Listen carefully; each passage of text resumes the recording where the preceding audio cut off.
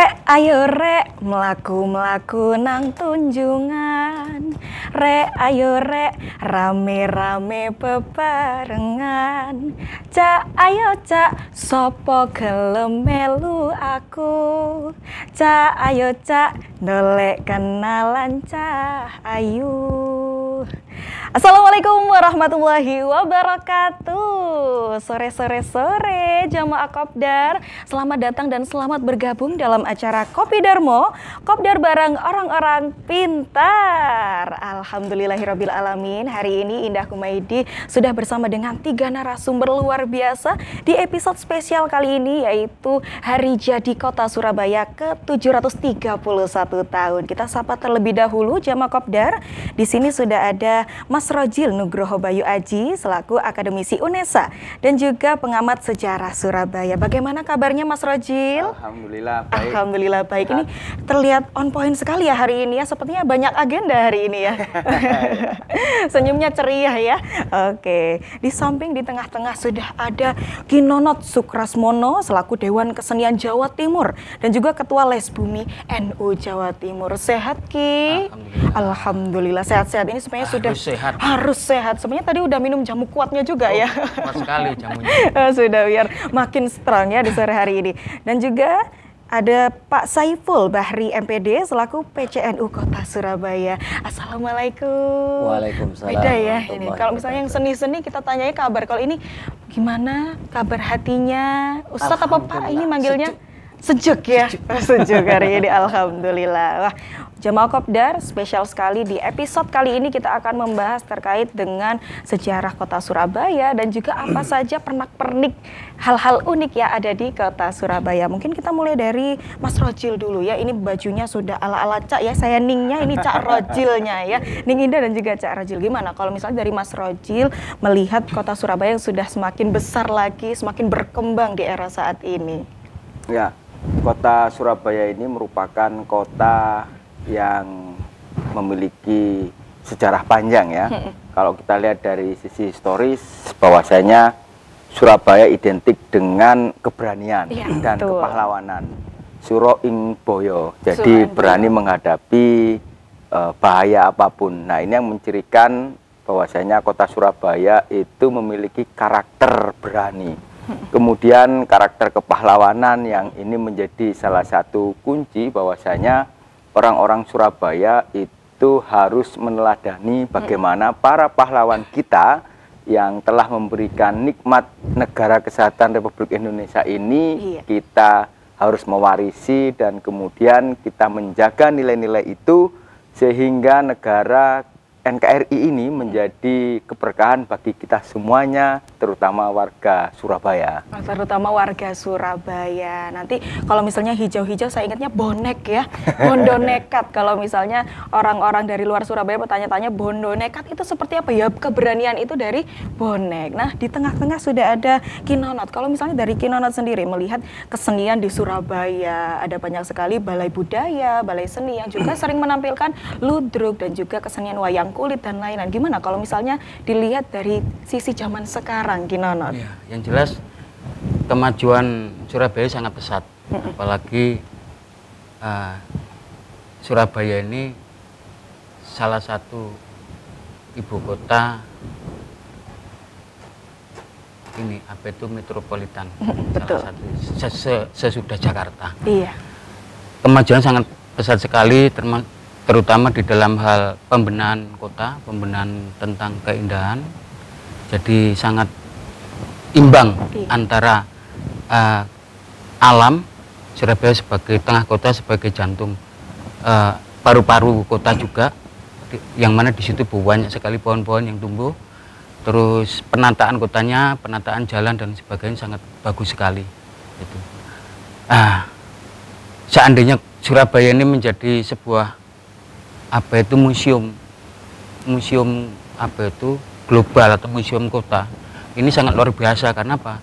Kita bisa melihat gedung-gedung lama, gedung-gedung kuno itu ya bagus-bagus, tapi dalamnya itu juga banyak yang kosong. Nah, itu kalau bisa dijadikan ya? sebuah ini apa itu museum, itu sangat luar biasa sekali. Ada museum kota sehingga ini bisa menarik wisatawan mancanegara juga, di samping juga wisata lokal, mungkin pelajar dan sebagainya.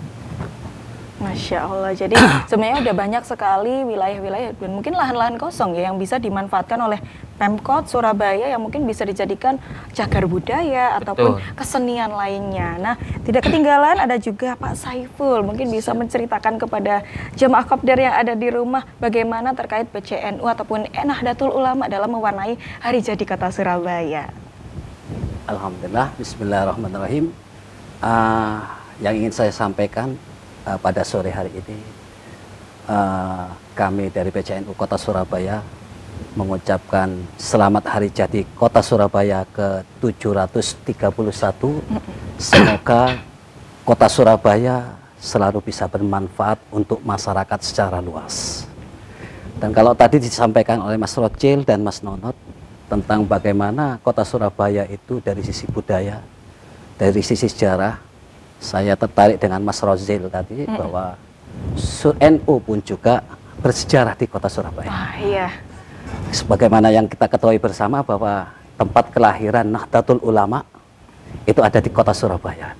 Dan kita bisa lihat secara langsung bangunan yang masih kokoh dan seperti aslinya ketika kita masuk ke kantor PCNU Kota Surabaya. Seperti itulah perjuangan para kiai dahulu yang memperjuangkan bagaimana kemerdekaan itu bisa ada di negara Indonesia. Dan sebagaimana kita ketahui di sejarah-sejarah juga bahwa di PCNU lah kemudian PCNU Kota Surabaya tentunya ya, lahirnya resolusi jihad yang kemudian menjadi sebuah kekuatan yang ketika itu yang membakar arek-arek Surabaya sehingga mereka semangat dalam memperjuangkan negara Indonesia khususnya di Kota Surabaya. Ketika Hari Pahlawan. Ketika Hari Pahlawan. Itu asal muasalnya ada di PCNU Kota Surabaya. Asal muasalnya ada di PCNU Kota Surabaya. Wah, jemaah kopdar, tadi kita sudah melihat tipis-tipis ya bagaimana ternyata dari Nahdlatul Ulama Kota Surabaya, ada juga arek-arek Surabaya dengan boneknya, semangat boneknya, dan juga dari warna-warna seninya. Kita juga akan terus mengupas tuntas bagaimana dan juga hal-hal unik apa saja sesuai dengan hari jadi Kota Surabaya ke-731 tahun. Jangan kemana, alhamdulillah. Jemaah kopdar, tadi kita sudah sempat menyinggung sedikit bagaimana pernak-pernik Kota Surabaya, mulai dari keberanian arek-arek Surabaya di bonek, terus habis itu ada kesenian, warna-warni kesenian di Kota Surabaya, dan juga nanti kita akan membahas bagaimana peran Kota Surabaya apabila ibu kota Indonesia sudah dipindah, tidak di Jakarta lagi. Mungkin kita mulai dari tadi kan semangat arek-arek Surabaya itu memang benar-benar menggelora sekali ya, jiwa-jiwa arek-arek bonek, bonita itu benar-benar mewarnai Kota Surabaya. Dan bahkan kalau orang luar Kota Surabaya melihat bonek itu artinya, oh ini Surabaya, sampai menjadi ikonik sekali ini bonek. Nah mungkin dari Mas Rojil bisa memberikan tanggapan juga kalau misalnya bonek ini apakah benar-benar memang mewarnai atau mungkin sebagai jati diri Kota Surabaya atau seperti apa?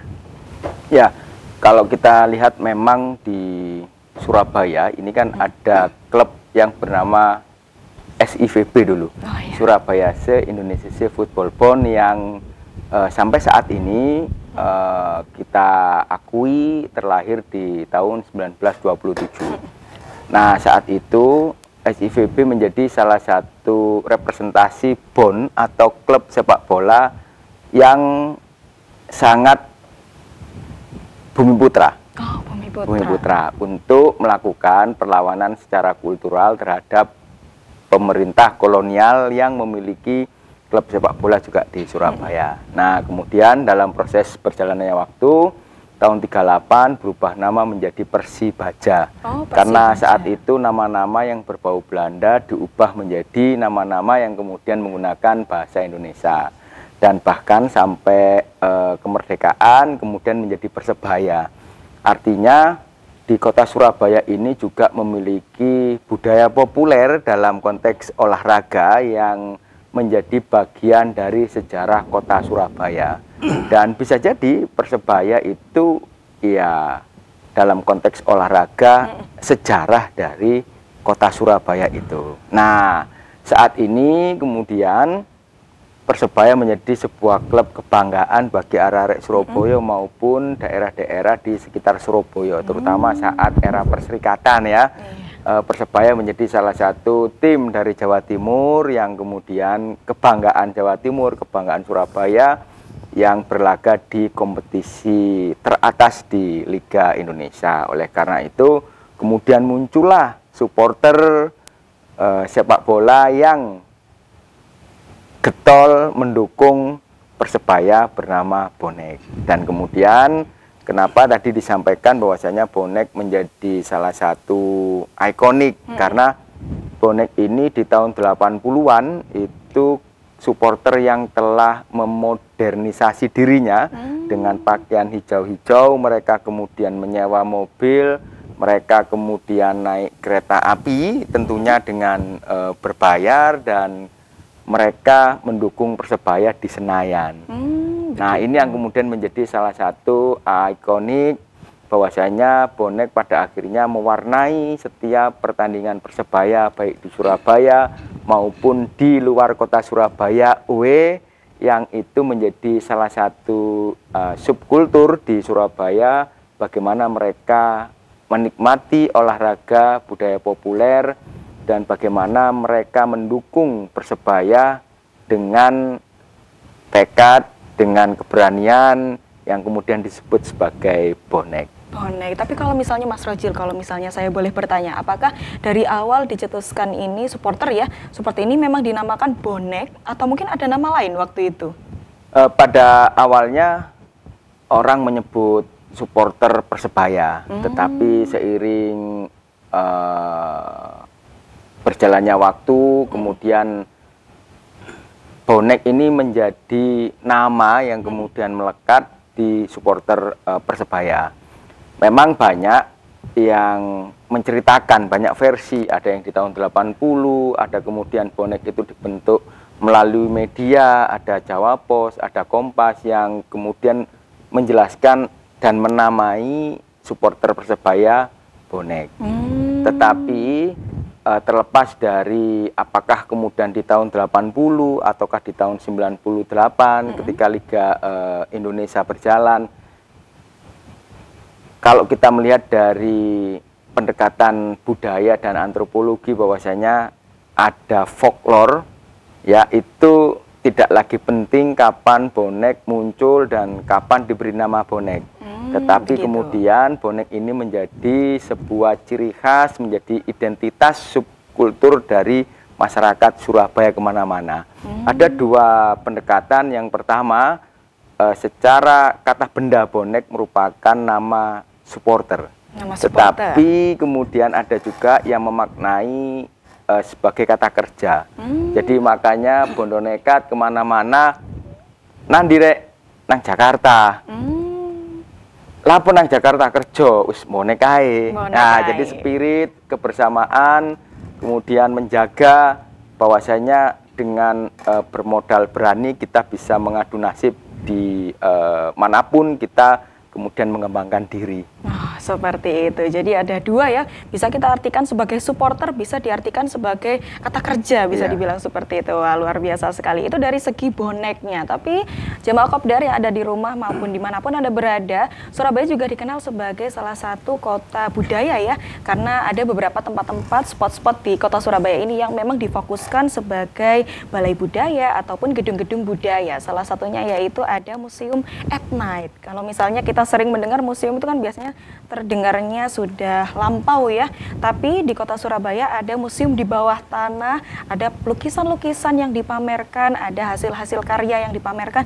Nah, kalau misalnya dari Kinonat sendiri memandang Museum at Night di Surabaya ini seperti apa, Ki? Ya, yang jelas memang Surabaya itu kan ketika tahun 7 bulan itu kan terkenal dengan para maestro lukis ya. Di situ ada Pak Daryono, ada Krisna Mustajab, terus ada Pak Pono, ada Amang Rahman, dan banyak sekali. Bahkan era 70-an itu cap Surabaya itu adalah surrealisme. Tapi dengan seiring perkembangan zaman, waktu akhirnya itu pudar. Pudar karena memang banyak sekali apa itu orang-orang Surabaya yang asalnya dari apa itu dari luar Surabaya ya, luar kota dari Surabaya. desa dan sebagainya itu masuk. Makanya nggak salah kalau Surabaya juga dikatakan sebagai kota urban di situ. Kalau kita ngomong tentang budaya, ya budaya Surabaya itu yang menonjol budaya gotong royong, egaliter, ya. Terus kalau tentang perkembangan seni itu sangat pesat sekali. Betul. Jadi tidak seni rupanya, tidak seni teaternya, tidak sastranya. Itu banyak sekali ya seniman-seniman nasional yang dilahirkan dari Surabaya. Nah, ada night museum. Itu kan bagian dari program pemerintah Surabaya karena memang alun-alun itu harus rame. Harus rame, banyak apa itu, banyak masyarakat berbondong-bondong di situ, otomatis harus diciptakan sebuah kegiatan. Nah, yang sering kali adalah tentang ini, apa itu pameran lukisan, terus ada tentang pembacaan puisi ya, terus tentang teater dan sebagainya. Dan itu tidak hanya di situ saja, bisa di mana-mana, apalagi era modern seperti ini, ya. Era kontemporer seperti ini, mereka bisa mengadakan pameran dimanapun, di lorong bisa, di plaza juga bisa, dimanapun bisa. Itu. Ya alhamdulillah, para pengusaha, pemerintah juga mendukung hal semacam itu. Cuma sekarang yang terpenting adalah membangun Pranata, ngomong tentang keindahan. Nah tentunya Surabaya itu yang yang dihias itu jangan hanya tengah kota, misalnya Jalan Darmo itu aja. Ini kan bagi saya sudah selesai. Sudah selesai, itu tinggal merawat saja. Nah, harusnya harus intervensi ke pinggir-pinggir kota. Iya, betul. Pinggir-pinggir kota, kampung itu masih butuh sentuhan oleh pemerintah, memperindah, terus apa itu menata tentang apa itu jalan, terus parit dan sebagainya, sehingga begitu dilihat dari kejauhan itu sangat bagus kayak kota di mana di Belanda ya, Belanda atau Italia itu ya. Italia, Venesia. Tanah apa itu jalannya itu di situ lebih banyak pakai air, jadi perahu. Lah kanan kirinya diperindah dengan bunga-bunga, pohon dan sebagainya. Lah alangkah baiknya Surabaya juga harus dibangun seperti itu, terutama Kalimas ya ini. Iya, Kalimas. Nah, Kalimas itu harusnya dikembalikan lagi lah. Dulu yang namanya Kayun itu sebagai pusat budaya Surabaya, pusat rekreasi dan sebagainya harus dikembalikan fungsinya menjadi tempat untuk rekreasi. Iya, wah, luar Itu biasa. yang harus ya, kalau perlu jalan itu juga dibalik juga. Itu yang dulu itu pinggir sungai kanan kiri itu pasti jalan raya. Nah itu sekarang itu hanya sebelah mana itu sebelah timur itu ya. sangat disayangkan, Hanya sebelah ya. timur saja yang bisa berfungsi, sementara yang sebelah barat ini tidak berfungsi karena banyak sekali bangunan yang semakin mendekati sungai. Sebentar Ki, kita cukupkan dulu, nanti kita akan bahas lebih lanjut bagaimana warna-warni di kota Surabaya dan juga bagaimana Nahdlatul Ulama mewarnai hari jadi kota Surabaya. Tetap ya Jemaah Kopdar, tadi kita sudah sempat menyinggung ya bersama dengan Ki Nonot terkait jangan hanya pusat saja yang diperindah, tapi kita juga harus memperhatikan sekitar-sekitarnya, tidak hanya berfokus di pusat saja. Mungkin bisa dilanjutkan lagi oleh Ki Nonot? Oke, jadi kenapa saya bilang seperti ini? Saya kira sudah yang tengah ini sudah cukup. Satu dasawarsa ini sudah cukup untuk pembenahan tengah kota. Tinggal yang pinggiran kota ini harus benar-benar difasilitasi oleh pemerintah. Nah, saya yakin bahwa jika kampung-kampung itu bisa dibenahi dengan baik, saya yakin bahwa kampung-kampung itu nanti juga bagian dari wisata. Iya. Ya kan? Karena pemerintah sendiri, pemerintah pusat itu juga mencanangkan desa wisata, ya kan? Surabaya juga harus begitu, juga harus berbenah diri bagaimana kampung dijadikan sebuah kampung wisata, sehingga tidak hanya yang dinikmati oleh orang warga kota Surabaya saja, tapi bisa dinikmati oleh warga luar, luar warga Surabaya. Sekitar Surabaya juga termasuk ini THR Taman Remaja Surabaya ini harus direnovasi dan dikembalikan lagi fungsinya sebagai tempat hiburan rakyat. Iya, betul. Gitu. Karena apa? Ini sudah mulai, Surabaya itu mulai keramaian itu sudah mulai menengah. Iya. Artinya bahwa kembali lagi ke era, kalau saya ngomong era Renaissance, ya, mengembalikan zaman klasik, ya. Buktinya apa? Dengan adanya kegiatan malam di Tunjungan itu ya. Nah itu tahun 70-an, 80 luar biasa di situ. Oh, ternyata sudah dari dulu ya seperti iya, itu. Di situ seniman wah banyak. Justru berkumpulnya di situ. Jadi mereka itu juga di situ ya melukis, terus membuat kartu ucapan dan sebagainya. Di situ bisa sebagai bagian dari ekspresi mereka, juga bisa bagian dari kegiatan bisnis mereka di dunia kesenian. Nah itu kalau sekarang bisa dikembalikan lagi dan itu harus diperlebar, jangan hanya Tunjungan. Sebelahnya itu Praban juga harus harus diperhatikan. Ya, tidak hanya berfokus di pusat saja. Terus daerah sekitar Pasar Turi itu stasiun itu harus dibenahi juga. Kalau kita lihat seperti itu kan kumuh, gitu loh. Iya, sangat disayangkan. Kan? Sangat kumuh, banyak mobil parkir di situ. Oke, mobil boleh parkir di situ, tapi lingkungan harus juga dibenahi. Bagaimana walaupun itu penuh sesak dengan kendaraan, orang lewat di situ merasa mata itu nyaman. Karena penghijauannya juga bisa membantu tentang keindahan pinggir-pinggir kota itu. Iya, akan menarik sekali kalau mungkin dari pemerintah juga memperhatikan keseluruhan ya, atau mungkin sekarang lagi berproses ya, mulai dari pusat kota sudah dibenahi, lalu mulai ke sekitarnya. Nah, tidak lupa jemaah Kopdar pastinya PCNU Kota Surabaya juga ikut mewarnai hari jadi Kota Surabaya. Mungkin bisa diceritakan Pak Saiful apa saja yang sudah dilakukan oleh PCNU Kota Surabaya? Iya. Sebelum saya sampaikan itu, saya menarik tadi disampaikan oleh dua pembicara bahwa khususnya Mas Nono tadi sudah menyampaikan bahwa di Surabaya itu banyak lahir tokoh. Ya. Betul. Nahdlatul Ulama pun ada lahir tokoh-tokoh yang luar biasa di Nahdlatul Ulama. Salah satunya, bukan salah satu, ada dua. Pertama itu Kiai Haji Mas Alwi. Oh iya. Dia pencipta nama dari Nahdlatul Ulama. Kemudian ada yang menggambar logo Nahdlatul Ulama oleh Kiai Ridwan Abdullah. Ini dasar daripada pendirian Nahdlatul Ulama memang banyak orang Surabayanya sebenarnya. Walaupun tempat berkumpulnya kiai, tetapi tidak lepas dari kiai-kiai yang ada di sekitar Surabaya. Nah, saya melihat bahwa kota Surabaya ini karena itu merupakan sebuah kota kelahiran dari Nahdlatul Ulama. Paling tidak ada ciri-ciri. Ada ciri-ciri ya. Ciri-ciri dari yang bisa kita banggakan untuk kota Surabaya, khususnya Nahdlatul Ulama yang pernah lahir di kota Surabaya.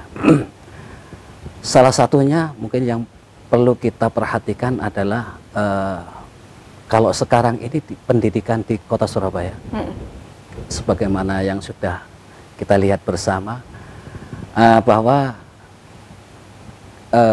pesantren yang ada di Surabaya ini mulai terganggu. Iya, terganggu. Apa itu terganggu? Ya terganggu dengan adanya SMP atau SMP ataupun SMA yang begitu menjamur yang dikeluarkan oleh anti-produk oleh pemerintah, sehingga pesantren itu banyak orang-orang yang lebih melirik kepada SMP dan ataupun SMA negeri.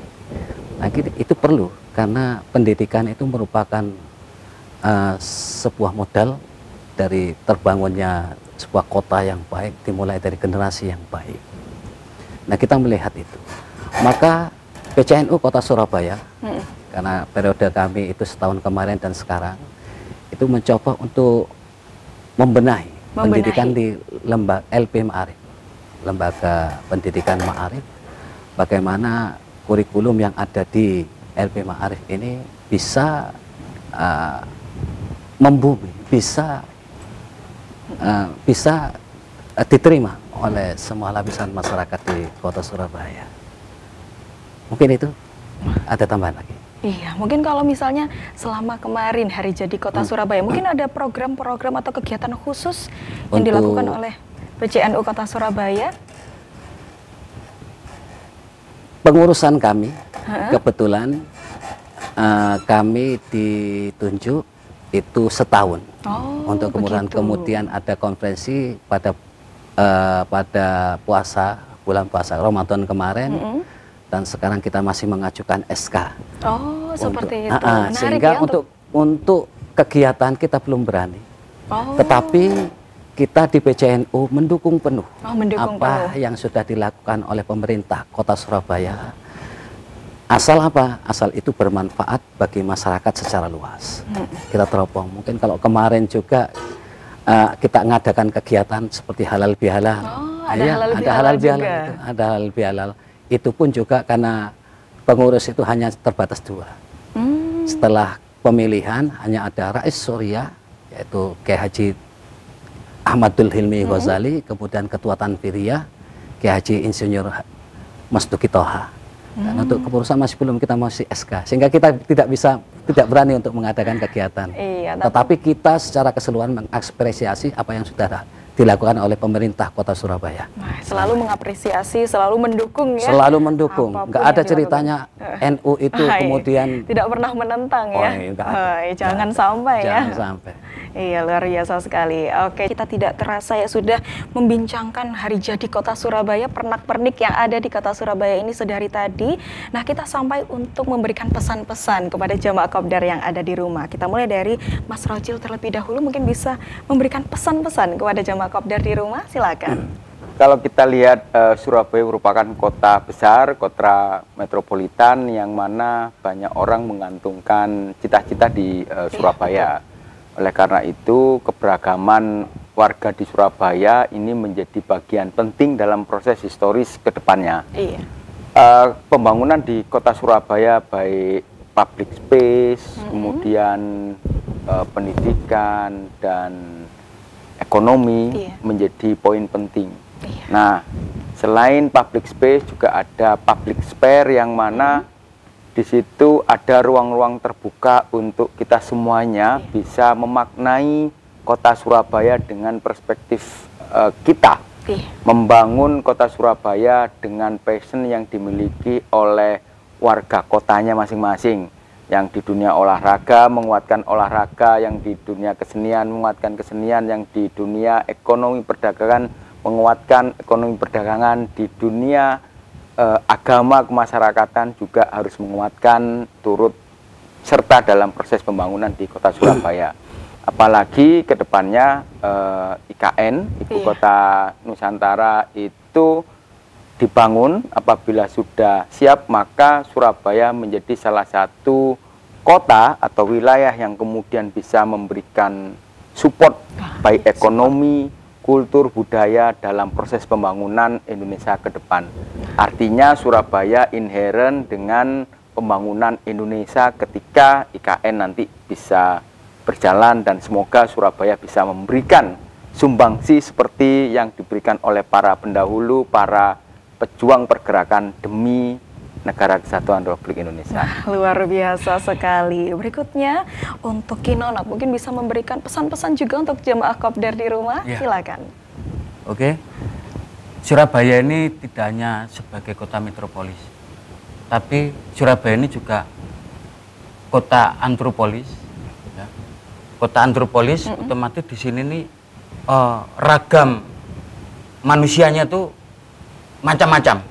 Ya, ada Arab, ada Jawa, Madura juga masuk di sini. Terus apa itu Cina, bahkan apa itu Yahudi juga ada di sini. Ya. Nah itu otomatis di situ beragam tentang budayanya, terus cara hidup mereka dan sebagainya.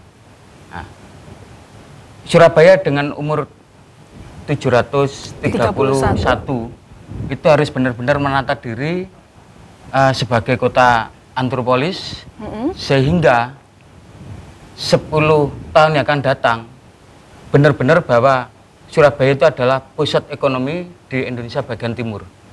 Karena suatu saat mau tidak mau ibu kota akan pindah di Kalimantan.